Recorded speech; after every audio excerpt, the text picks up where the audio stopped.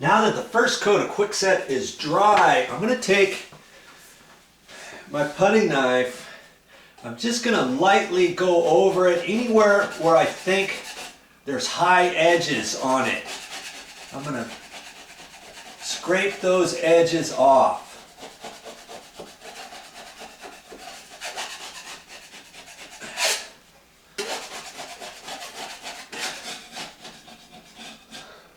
If I don't get those high edges off, then when I put the next coat on, I have to put that much more material over it, okay? There's some low edges on there, and I'm going to leave the low edges alone, okay? Because I know those will fill over with the next coat. You want to make sure you do this when it's dry enough. You don't want to do it too soon. And see, there's a couple high edges where I can just scrape that off and kind of contour exactly how I want it into the wall. Got just a little bit of a ridge there, and that's fine. It's coming off nice.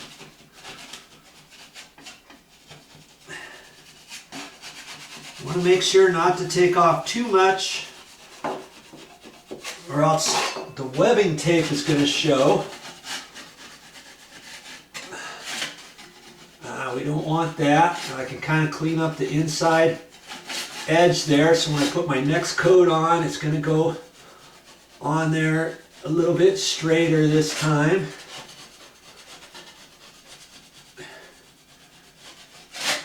I'm just using my 3-inch putty knife for this. Doesn't take very long to do. You want to get in the habit of doing this before putting on any more mud. You don't want to think, oh, I don't need to do that.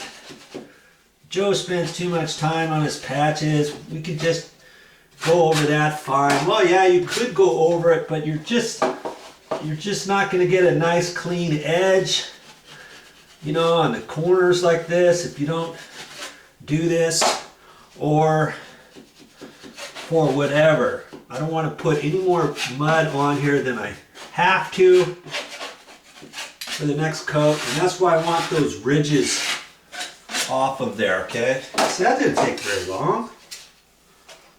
I'm going to continue doing that over my other patches. I might as well get these two since I'm right here. Because I've got my trusty light on here, I can lightly scrape that. You don't have to get it perfect around the edges because the next coat's going to blend in a little bit further than that too, okay? There we go.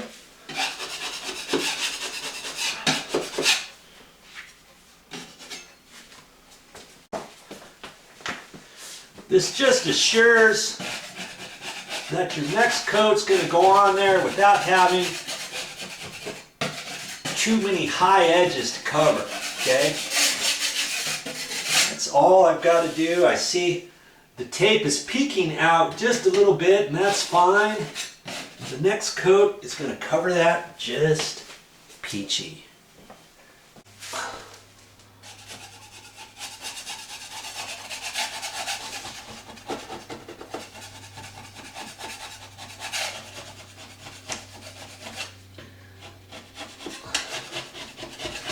That's why I like to put 2 coats of Quickset after I get the first coat on, and I lightly scrape it like this. I put a second coat, and that fills up all the nooks and crannies and gets a second helping of mud over the tape and the low spots and all that. And see that right there? There was a little high ridge, and I just wiped it off. Because I've got my light on here, I can see exactly where I need to go on the high bits and which bits are the low. Man, this patch is going to look good when I get done with it. Now some people, when they put the Quickset on, they just put one coat, a thick coat, over the tape, and then they call it good, and they'll put the the all-purpose joint compound over that.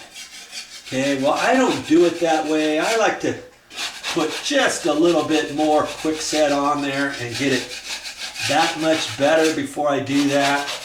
Because I'm not a professional like sheetrocker guys are, and neither are you. That's why you need to keep watching my videos, because if I can do it, you can do it.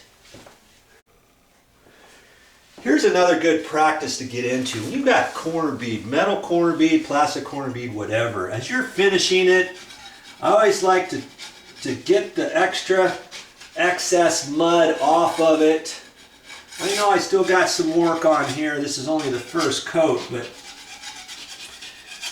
it then kind of helps me determine whether or not I've got too much on there, and I can kind of taper it back off or whatever, and it will make the next coat go on that much better without having a high ridge there. And when I get all done, I'm going to sand that. It's going to be a nice straight edge with no spray texture over it. I'll have to tell the guy when he spray textures, make sure to wipe that off and sand that edge before they paint.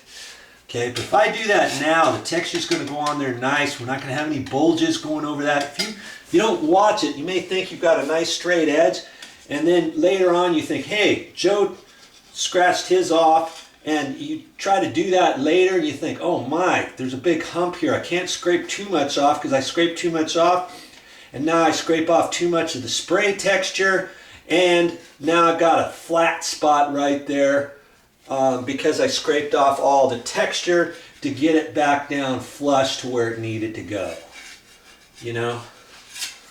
You just be aware of your corners. That shows a sign of good workmanship, nice tight straight corners. That's what I like.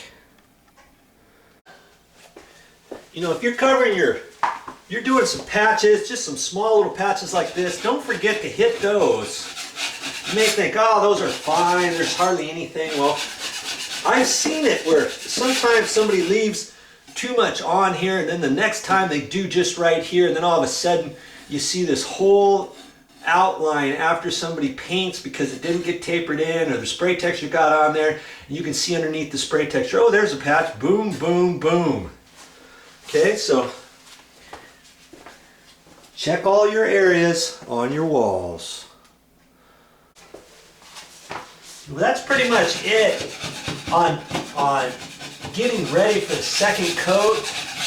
You just want to keep checking your different areas, okay? And do all of your patch areas. I'm going to finish that up, and then I'll show you how I put the second coat on.